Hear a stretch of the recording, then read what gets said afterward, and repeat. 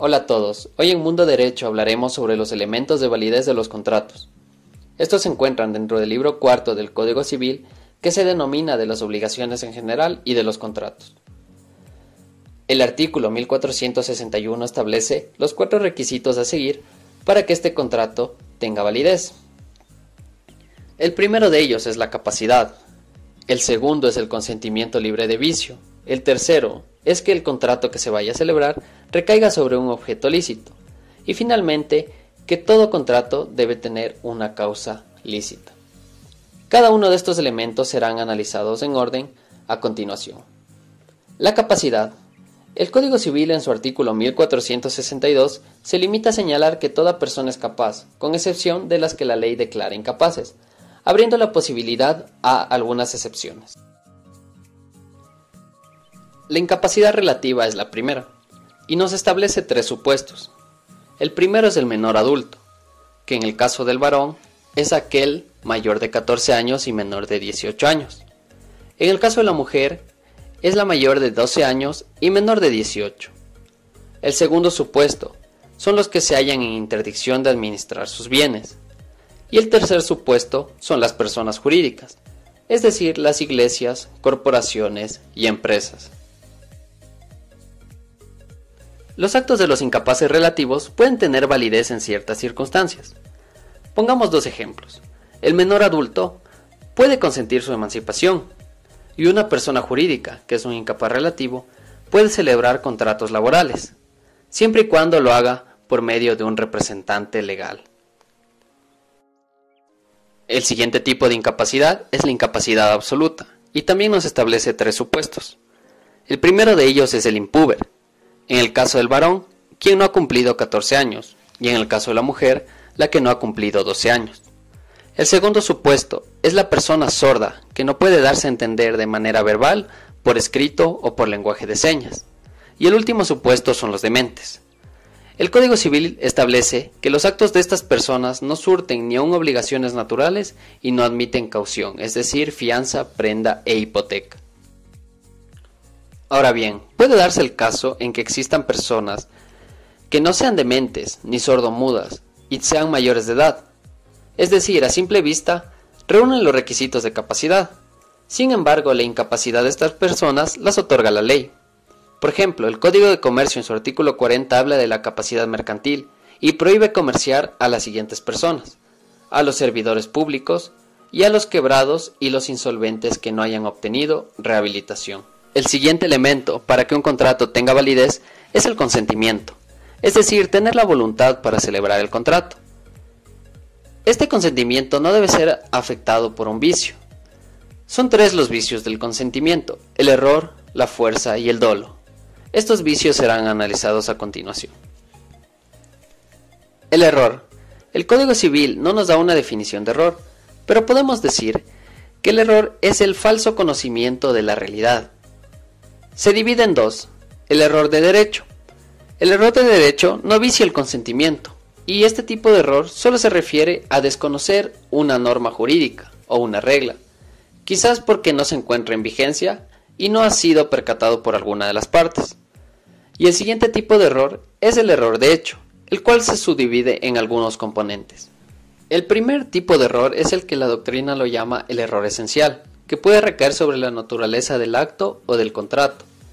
Por ejemplo, una de las partes puede pensar que se está celebrando un acto de compraventa y la otra parte puede pensar que se está celebrando un contrato de donación, o a su vez también puede recaer sobre el objeto del contrato. El siguiente tipo de error es el error sustancial. Hemos tomado el ejemplo del Código Civil, puesto que si una de las partes supone que el objeto, materia del contrato, es una barra de plata, pero en realidad resulta ser una masa de algún otro metal semejante, en este caso el oro, existe un error sustancial. También el Código Civil lo ha denominado error en la calidad esencial. Este tipo de error tiene que ver con la sustancia o esencia sobre el objeto, materia de contrato. El error accidental tiene que ver con la calidad, cuando la calidad es el principal motivo para que una de las partes contrate, y este motivo ha sido conocido por la otra parte. Por ejemplo, viciaría el consentimiento cuando la persona está viendo una publicación de un auto en internet, un auto que tiene características y especificaciones que le hacen pensar que es el auto de sus sueños, el auto que desea adquirir. Sin embargo, al celebrar el contrato, resulta que no es el auto que esperaba. El último error es el error en la persona. Vicia solo el consentimiento cuando esa persona es la causa principal del contrato. Pongámoslo en un ejemplo. Un ciudadano desea contratar los servicios de un abogado debido a su prestigio, pero puede llegar a incurrir en un error al contratar a otro abogado con un nombre idéntico. La fuerza, como vicio del consentimiento, es capaz de producir una impresión fuerte en una persona de sano juicio. Se debe tomar en cuenta su edad, sexo y condición. Es decir, la fuerza utiliza un criterio subjetivo, el cual debe ser valorado por el juez. La fuerza, según la denomina el Código Civil, infunde a una persona justo temor de verse expuestos ella, su cónyuge o alguno de sus ascendientes a un mal irreparable y grave.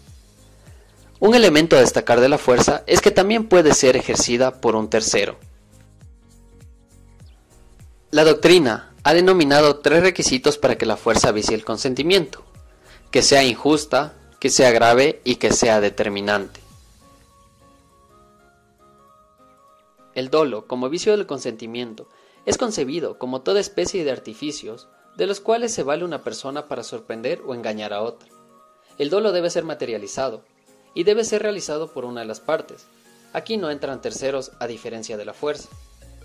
Por ejemplo, tenemos un vendedor que altera el kilometraje de los autos. Obviamente está engañando a sus compradores, puesto que si los autos tuvieran mayor kilometraje, ellos no comprarían o el precio del automotor disminuiría. El objeto lícito. El Código Civil señala que todo contrato debe tener por objeto una o más cosas que se trata de dar, hacer o no hacer. Por ejemplo, en un contrato de dar, el objeto debe ser posible, lícito y comerciable.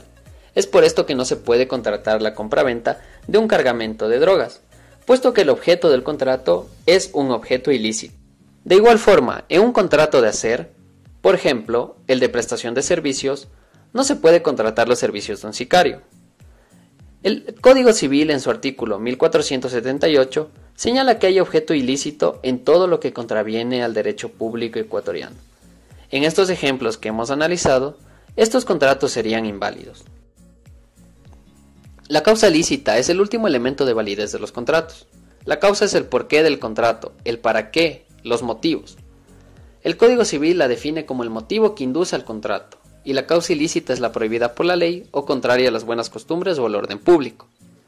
Un ejemplo para entender la causa podría ser las personas que deciden celebrar un contrato de sociedad o de compañía. Tomemos por ejemplo una compañía que se dedica a la elaboración de acero. El objeto social es la elaboración y venta de acero.